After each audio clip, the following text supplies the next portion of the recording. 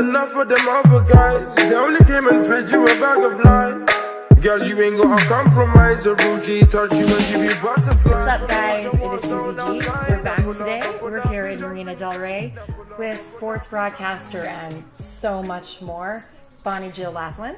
Talking a little bit of sports, a little bit about what you do with animal activism, about your new gig that's coming up. I mean, so much. You've got a lot going on. I'm excited to talk to you. So, I guess right from the get-go, let's talk a little bit about how you got into your career. What's going on? Thanks for having me, Susie. I'm so excited I love that it. you're here. Like a short drive right down the street. I know. You live right down the street. So we're Perfect. like literally in our like casual California environment. I love it. But I mean, there's so much to talk about. You've had such an amazing career. Thank you. I mean, you're from the West Coast. So tell me a little bit about kind of just from college, how you got your start and how you got into sports. Well, I started with the Golden State Warriors as a cheerleader, so kind of a different route than some other reporters take. I started with the Golden State Warriors as a cheerleader, then went on to the San Francisco 49ers, and then to the Dallas Cowboys. And then while cheering for the Cowboys, I was at University of Texas. Okay. And got my broadcasting degree from there.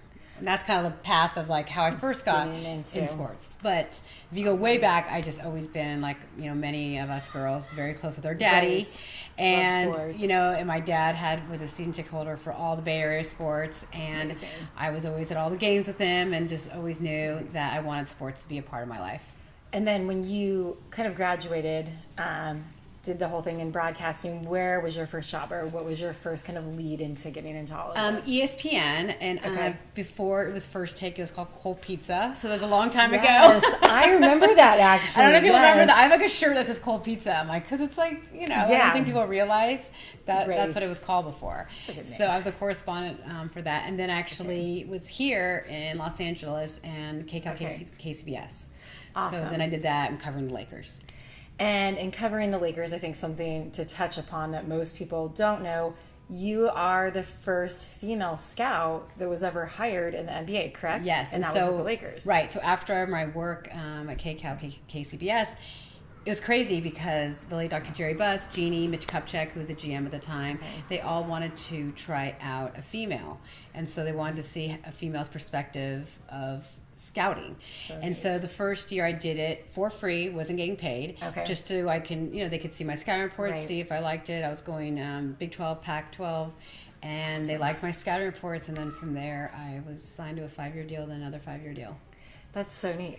I don't think anybody realizes how much goes into that, like just being a scout. It's not glamorous, Susie, at all. No, it's not glamorous. When you're like going to like all these schools, you know, across the country, renting a car in the middle of the night, driving, like at all. I mean, I was, you know, fortunate enough that I was there when the Lakers were winning, so that, you know, that helps your organization is winning championships, and I was honored to have 5 rings, you know, with the organization, but people don't realize, and a lot of girls will like, you know, direct message me or email me or send me stuff and oh my god, I want to be a scout, and I don't know if they realize it's not as bad as like being a baseball scout, which is like crazy because then you're scouting with like all the way like when they're in little leagues, you know, going to like small towns, I mean, it's colleges because they have to have, you know, 1 year eligibility, so we're not going to high schools, but still, it's just a lot of like just. A lot of work. Yeah, and a lot of games and a lot of sitting on your butt on a not comfortable bleacher seat.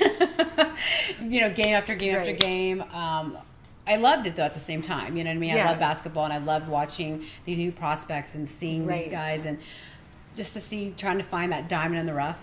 To see who end up, you know, being an all-star in the league, or you know, these guys that, you know, that you just aren't sure who are going to make that jump and if they're going to do well. So it's kind of neat to see all that. And I think when you grew up in sports and you love it and you work in the field that you're in, having that opportunity to scout, I think is just so interesting, because now I think even with what you're doing on camera, there's just that whole, it all kind of comes together. Right. And if you know sports, for me, I'm like, that is just so interesting and so wild. Not wild, but it's such a great opportunity to have done that and now be in front of the camera again. because you can kind of see these prospects and you have like not even more to talk about, but you do though, you because kind of the knowledge, because I have so much knowledge for the game Yeah. where, sometimes reporters are kind of told in their ear by producers because Right. they don't completely know the game. They know how to deliver the content, if Right. that makes sense, but maybe not necessarily know like the X's and O's or Right. the triangle offense, or, do you know what I'm talking Yeah, about? exactly. I mean, you're a coach's daughter, so you know what I'm talking about. Right. So it's not always, whereas Right. not every girl though knows Yes. all of that. So when they're reporting, so for me, I think it actually comes in handy and helps. Right. And I think too, so now coming into this season, tell me a little bit about what you're going to be up to. Yes, so I'm actually moving. Well, I shouldn't say moving, right? I'll You'll still be be in here. California. I'm still going to have my house in Marina Del Rey, but I'll be Monday through Friday in San Francisco as I'm taking a new job Okay. there. So exciting. Which is exciting. I'll be going back home, technically, to the sports teams that I love since I was a kid, and which is Right. the 49ers, the Warriors, and the San Francisco Okay. Giants. So I'll be there covering those three All teams, three. all three. So I won't be sleeping. So I'm really excited, Right. about doing that, because it's going to be just it's like a dream come true. When you get to Yes. cover the teams that you followed as a kid, because not all of us get to do that. You have to work for other Right. teams that necessarily your favorite team. But right. now it's like you're home again, which Right. is great. And I think also too, I mean, you're going into this, and I think that will jump right into kind of talking a little bit, first of all, about being able to do all three sports is unbelievable, because there's so much that goes into just the research for one game and one sport, one team. And then not only that, like just from what I love to talk about going into fashion, just getting ready for like a road trip like that, or just like 3 games in a row, like Right. in the arena, outside, stadiums, everything's so different. So how do you kind of prepare both for a game and for your fashion for a game? Well, for fashion, I always like to keep it, that very sophisticated, a little sex appeal, Right. but you're still very classy, very presentable, because you still want to have that respect when you're, on camera, Right, on camera. but still have a kind of little bit of a flair. Whether it's the Right. heels, I like to do something, colorful with the heels, Right, or do a little pop. something with Yeah. the accessories. Nothing too crazy that's going to distract the viewer Right. from when they're watching, but still enough where they look and say, "Oh, okay, she has some style." She has some style. you Well, and off camera, like we first met at Sports Spectacular, and I remember I hadn't met you, and you walked, and I was like, her dress is insane. So you got on a beautiful dress, but you have great style, very California. So kind of tell us a little bit about your I do. I kind of style. like doing stuff that's a little different and unique, and not just like the norm. If something's considered trendy, Susie, I Right. don't necessarily think it's kind of have to go for like your body type and your Right. style, and so I during the day, I mean, I'm a total cowgirl, so you'll see me in cowboy boots Right. all the time. I'll wear Like cowboy that. boots, and I'm always in a ball cap, even a cowboy hat. But then during when it's an event or charity fundraiser or whatever, I try to make sure to wear something that's again More elevated. yeah the heels, fun colors. I love colors. I'm not into just I don't Right. think I would do well in New York, because I don't like just to wear black. I like colors. Nice. So lots of bright colors. So I'm always Yes. and lots of accessories. I like the big earrings and all that. I always love a good accessory, though. I think like wearing accessories is so much fun. And so important, not when obviously you're on camera, but when you're at an event, is a handbag. To have a Yes. great clutch or a great handbag, I think kind of makes the whole outfit. See, I like Especially that, for red 'cause again, carpet, like, right? Yeah, especially for red carpet, and that's like a great tip that I love. Like I always get something from everyone, and like Yeah. I love that, because you're right. Like at the end of it, on the way out, like if you have a great clutch, that Yeah. definitely helps. And I might add that, I usually have like designers who will give me, Right. dresses to wear. But there's times I'll find like a great dress like on Amazon or like somewhere yeah. crazy that you would never, think of, Yeah. H&M. And I'm like, you know what? Pair this up with great accessories and a handbag and shoes. Oh, yeah. You're good. You're totally like your good. dress may like not Right. cost that much, but the shoes and the handbag Right. and the accessories do, and it all like comes together, if that makes sense.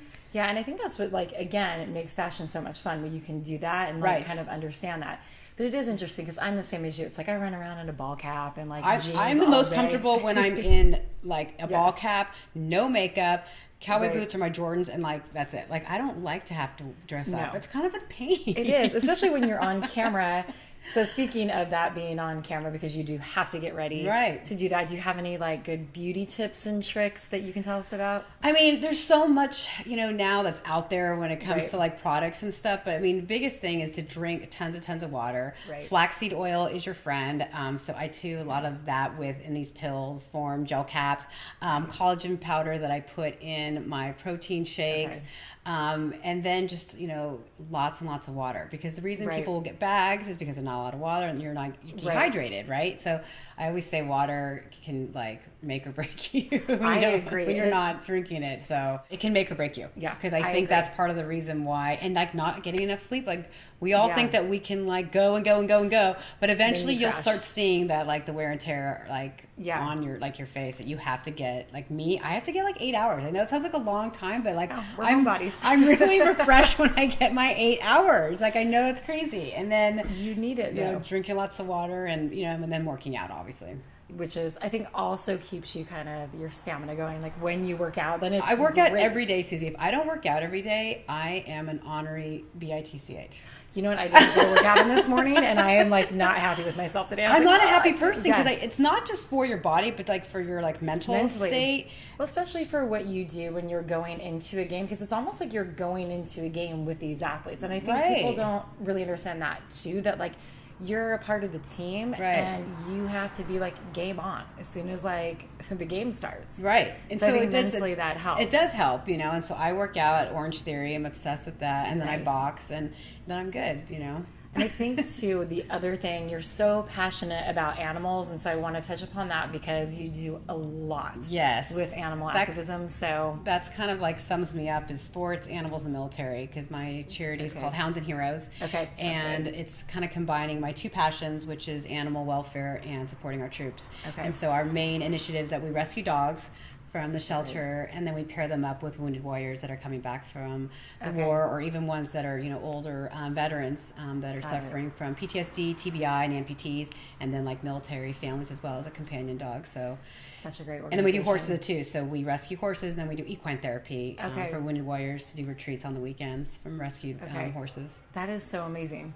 Like it's like my life. Like I love sports, but what really like drives me is giving back. And I think that that's something that, again, on top of everything that you're doing, just work-related, also on top, doing that is so nice, because it's like we're kind of all superwomen. Like, we can do it all, but you're so passionate about it, and I love seeing that. I love that. And like, sometimes it helps to kind of distract yourself from sometimes the day in, day out of your career that can be very, very stressful, as you know. Yes. So it's nice that you can kind of have a little bit of an outlet when you're trying to do something really positive and good, and giving back to people that need our dogs that need homes, and it kind of just it's like the balance, I guess, that kind of helps for me.